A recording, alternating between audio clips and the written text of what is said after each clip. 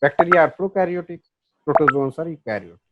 Protozoans, there are many different school of thoughts about classifying protozoans. So if you ask me, my personal view is there can be four different phylums in protozoans. One is flagellates, ciliates, one is pseudopods, and another apicomplexes. Ladies and gentlemen, thank you so much for joining us again on AskHowAbout. I'm your host, Pranay J. Reddy. Now, today we're going to do an episode on protozoan parasites. Now, you might ask you, Pranay, there's a pandemic going on. Why do we need to focus on protozoan parasites? I mean, isn't the virus already enough? Well, last time I checked, malaria. That's dangerous. Now, admittedly, just saying malaria is dangerous doesn't make any sense, but it is true. If you think about it, until last year, cases of malaria were rising, and yes, we can fight against it, but the mortality rate is pretty high. And also, there are other protozoan parasites like leishmania, which causes leishmaniasis, or amoeba, which causes amoebiosis, which is pretty admittedly dangerous. Now, in this climate, in terms of the monsoon and the winter, they are pretty lethal to a lot of people in the subcontinent. Coupled with the pandemic, this could be a deadly combination. So we thought, let's take a moment, and I don't want to distract away from the pandemic. No, we are going to compare how the pandemic affects protozoan parasites, how these potentially getting infected by them would affect anybody getting infected by the coronavirus. That's a very complicated relationship, and I'm pretty sure by just doing this, I'm getting confused. Let's leave it at that. So we thought we'll bring in an expert to remove us of this confusion. So the expert we have on today is Dr. Souvik Sen Gupta. He is a microbiologist. His research areas include molecular parasitology, DNA repair, anti-leishmanian therapeutics, and topoisomerase targeted therapeutics. He has published books to his name and has published over 20 articles. He is currently an assistant professor in Ahmedabad University. He got his postdoctorate in University of Aarhus, Denmark. He got his PhD in Indian Institute of Chemical Biology, Kolkata, India, and is a life member with the Society of Biological Chemists, India. So that's a bit about our guest. Let's move on to the interview. So why do we study protozoans? That is due to the reason because there are certain protozoans which cause very deadly diseases to the mankind. Okay, so that is the context in which we study protozoans mainly. Okay. So to give us a little bit of context, so I did mention malaria and leishmaniasis. So can you just go give us a brief detail about how they work and why are they so difficult to combat? Okay. So see, now when we talk about protozoans, so what I was talking about, so I will just continue that. So it can be, so first of all, in the context of classification, protozoans, there are many different school of thoughts about classifying protozoans. So what I do is, if you ask me, my personal view is, there can be four different phylums in protozoans. One is flagellates, ciliates, one is pseudopods, and another which is not containing any of these, apicomplexes. Okay, so these are the four different divisions according to me. So for this, we will find many different scientific nomenclature. Right. So, for example, for apicomplex, I will find sporozoa. That is one nomenclature. For flagellates, we will find zoomastigo or sarcomastigophora. Then for ciliates, we will find ciliophora. So these are scientific nomenclatures, and this is how So they can are. you just give a brief about the scientific names you mentioned? Like what do those exactly mean if you can? Because for us, we can give context to that. Okay. So for example, let's take amoeba. Okay. It is one of the type of protozoa, but it moves through pseudopodia, right? Okay. The cytoplasmic streaming movements, basically. Right. So they are termed as, classically or historically, they have been termed as sarcodines, and that's why the name of the phylum known as Sarcodina. Okay. So historically they were termed as sarcodines, so that's why the phylum was named as Sarcodina. The same is true for, let's say, take the example of Paramecium. Its locomotory organ is cilia, and its common name, historically it was termed as ciliate since it has cilia, right? So that's why the phylum name has been named as Ciliophora. Okay, so the same is true for flagellates like Trypanosoma. Then you can talk about, let's take the example of Leishmania, which are flagellates. So they are commonly known as zooflagellates. Why zooflagellates? Because they actually infect animals like humans, any animal. So that's why zooflagellates. So that's why this nomenclature has come, Sarcomastigophora. In some cases, these sarcodines are also classified under this Sarcomastigophora, because this classification scheme is not very like detailed or very well uh, like well differentiated. Okay. Okay. So, and then comes apicomplexa. Of course, malarial parasites belong to this phylum, apicomplexa. So, two of the very important parasites, malaria and toxoplasma, Toxoplasmosis gondii. So, these are two very important parasites which belong to this apicomplexa. So, they don't have any flagella, any cilia, or any pseudopodia. But they do have another thing. They have the ability to form spore. They have the ability to perform sexual reproduction. That is their sort of advantage, or their life cycle is sort of different in that context. No, I'm glad you touched upon that because there's a reason why these protozoans are more deadlier during the monsoon or winter seasons compared to summers. It has to do with the life cycle. Am I right? So if you can give one example and give us how that works, that would be great. See, if you talk about monsoon or summer seasons, like, see, if it is too much hot, see, most of these parasites, they are vector borne diseases. Right. Okay. So vectors are very important. Like if you talk about leishmania and then if you talk about malaria, malaria's vector is female Anopheles mosquito. The Right? mosquito. Right. So yeah, so these mosquitoes, they need a particular environment to thrive in. So the environment at which these mosquitoes are going to thrive, in that environment or at that condition of the year, it has much more chance of getting transmitted. That is first point. Having said that, not all protozoan parasites are vector borne. Like if you talk about amoebiasis, it is not a vector borne. Okay. It is based on your personal hygiene mostly. Okay. So if you take contaminated food, then it is getting transmitted to you. Okay. And that too in such hot, humid conditions. And then if it comes to the, I am not sure whether it will affect more in the winter conditions. So because there is no data for that, but this much I can say that depending upon like there is no such thing that and in this condition or at this environmental condition these parasites will affect most.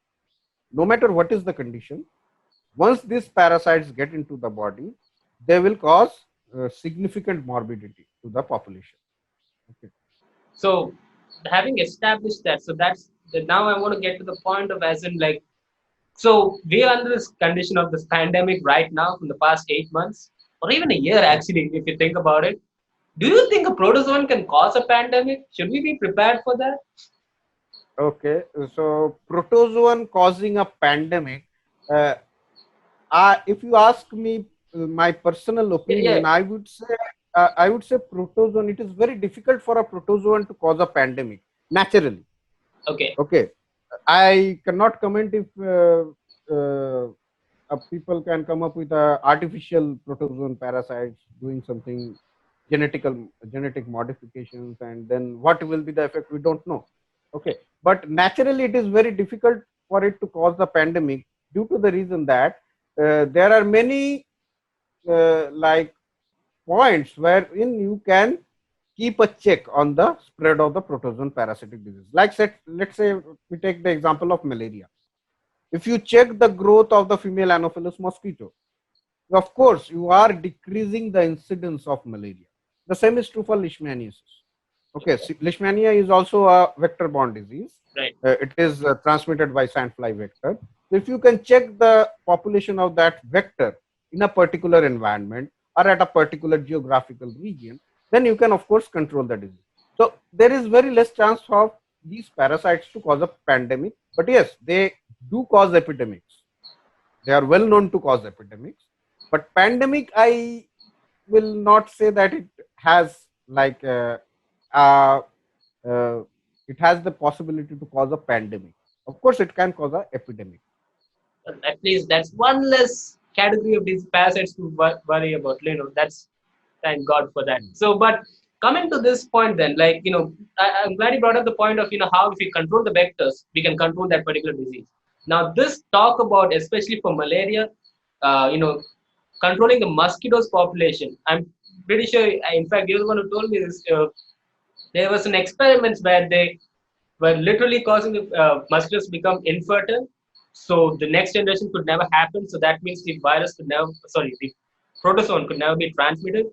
But that also cause some deadly or can cause some deadly environmental changes, right?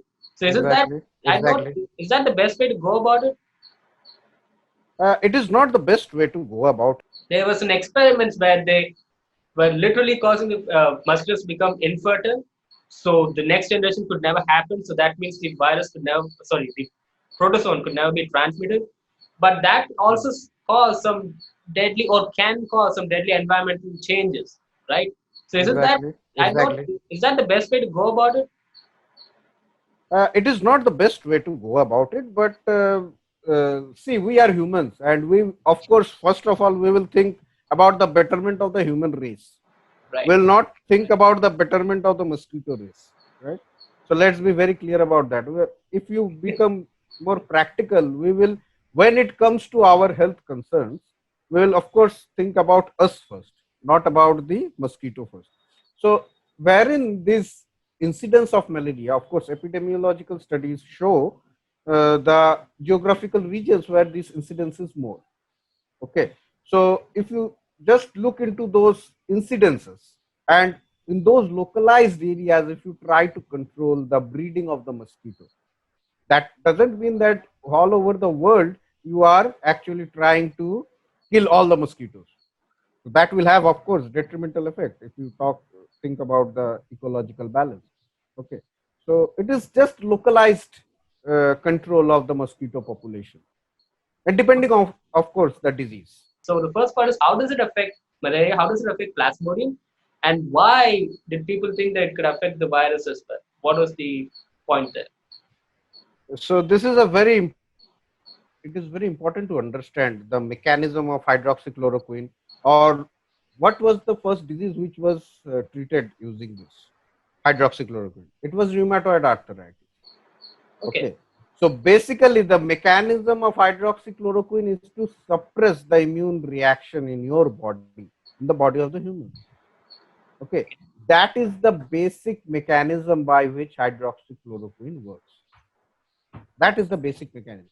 So if you take malaria like plasmodium, once it is a foreign entity which is coming into your body, it is causing immune reaction. Of course, if a foreign particle enters your body, it will cause immune reaction. So be it a protozoa, be it a virus. Now, hydroxychloroquine, there was evidence, like as you just mentioned, that there was evidence that it is able to control the disease or coronavirus, but it is not directly affecting the virus, neither does it directly affect the plasmodium. Its mechanism of action mostly is in the context of suppression of immune response on the host. Because if you talk about immune response, if there is too much of inflammatory reaction, then that is detrimental for the host also. So hydroxychloroquine basically tries to stop that too much of inflammatory reaction. That is the mechanism basically by which hydroxychloroquine works.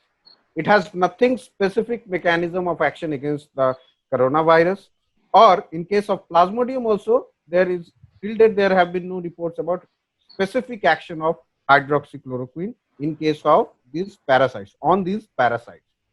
It is just Okay. a sort of indirect mechanism. All right. All right. Well, I think that clears up a lot of confusion, if any. So I hope that at least people now can see how that is not the way to go about it. Because I don't want to name names, but certain politicians really love that drug. So anyway, so now I want to focus. I want to focus now on the effect these diseases have on a person, in the sense like, so it's no secret that people will still get infected by leishmania or plasmodium now, and people actually the cases are going up right now in India about with malaria. So how do people get infected by that? How are they affected by the virus? So is it more detrimental, or is there no correlation at all? How can you put that in perspective? See, though, as I just previously mentioned, the leishmania or malaria, they are vector-borne diseases. Okay, Right.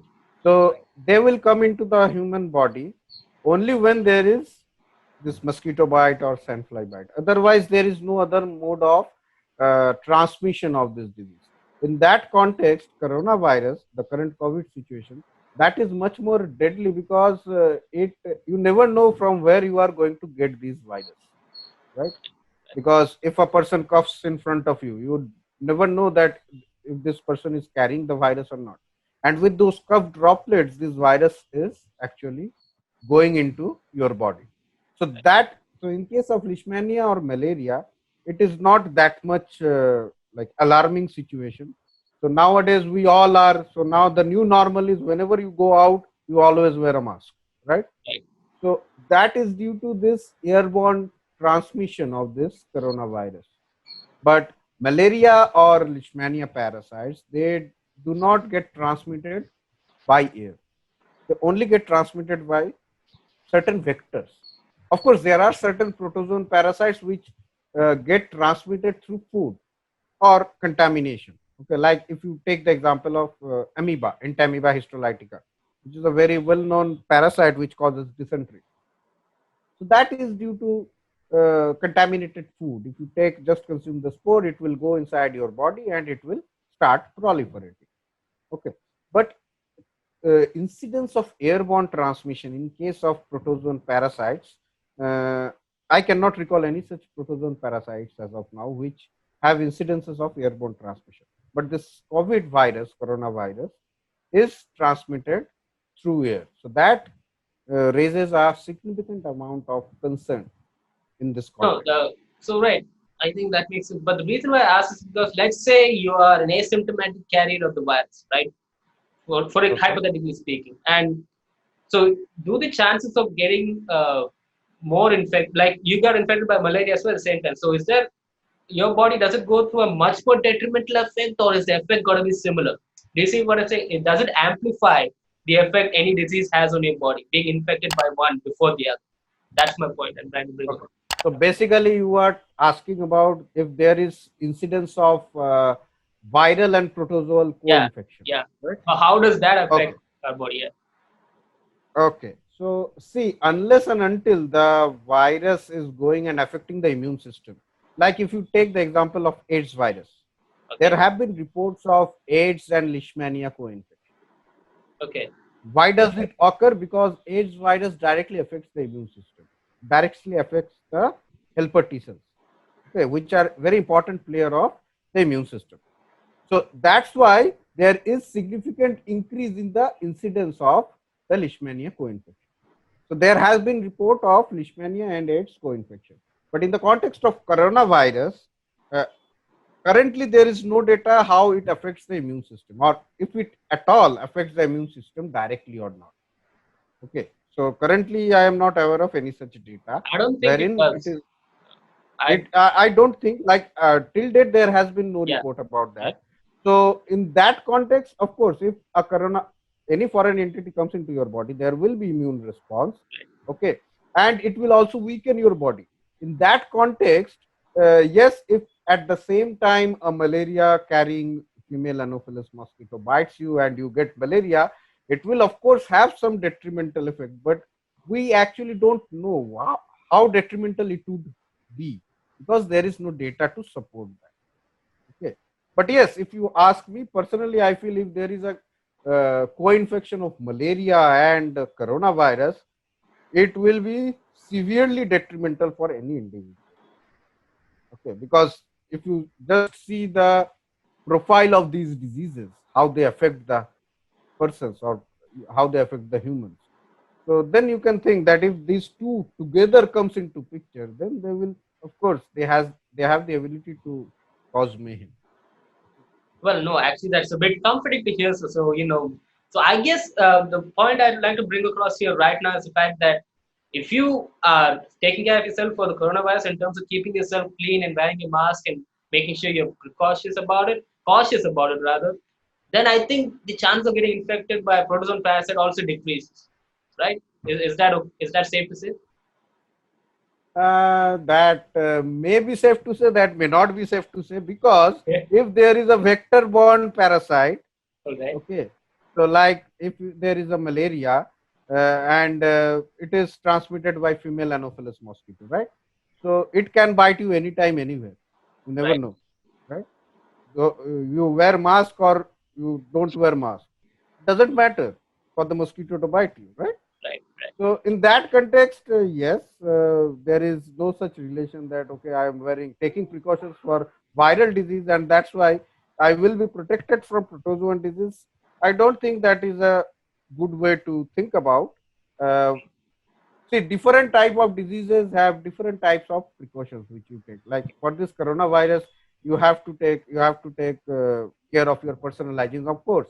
If you are talking about other protozoan parasites like amoeba, entamoeba, then giardia, these are all different protozoan parasites. So if you maintain personal hygiene, if you wash your hands regularly, if you the food you are taking, you wash them properly and then you cook it, so then you also reduce the chances of these affecting the human race.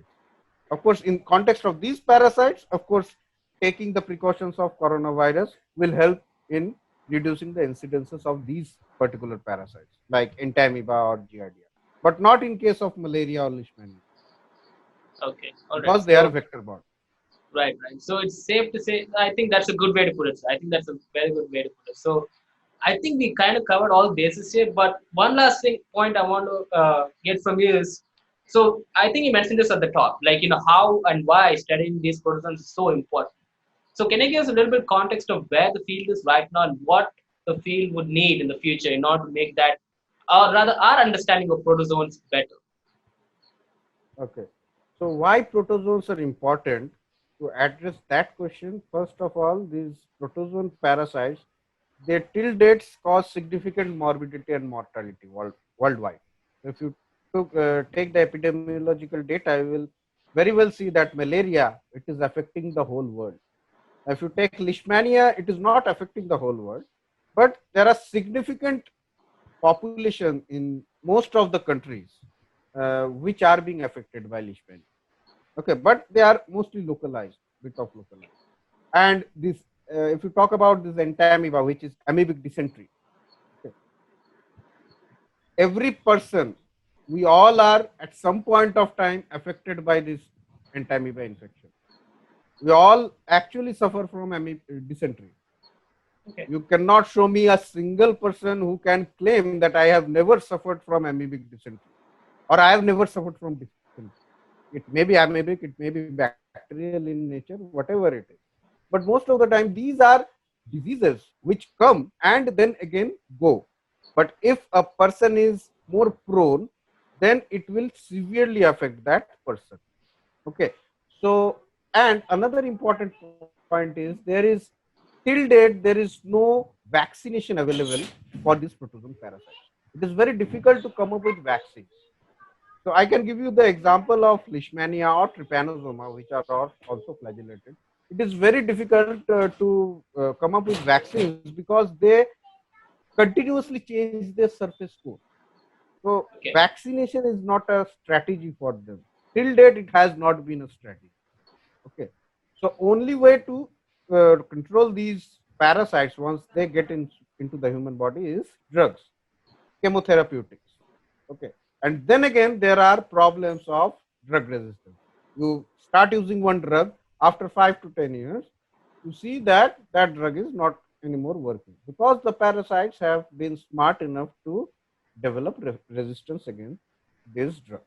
So it is very important to understand the genetic makeup of these parasites, Okay. which is currently undergoing, like research is undergoing in that field to understand the whole genetic makeup of this parasite, to understand how they actually function, because there is very limited evidence or limited reports about the genetic makeup or how they are able to change the surface coat on a regular basis. So current research is going in that direction to understand these parasites. It is very important to understand. Okay. So until now, what people were doing or are still doing is that they are trying to come up with or make new drugs. Okay, this drug is a new drug. It can treat this disease. and then after 5 years that drug is of no use, then you come up with another drug. Okay, but what is required in this field is to understand it properly, understand the parasites very properly, and then come up with certain intervention strategies, how you can intervene, how you can actually uh, like control the spread of these diseases, because once they come in, then it is very difficult to control.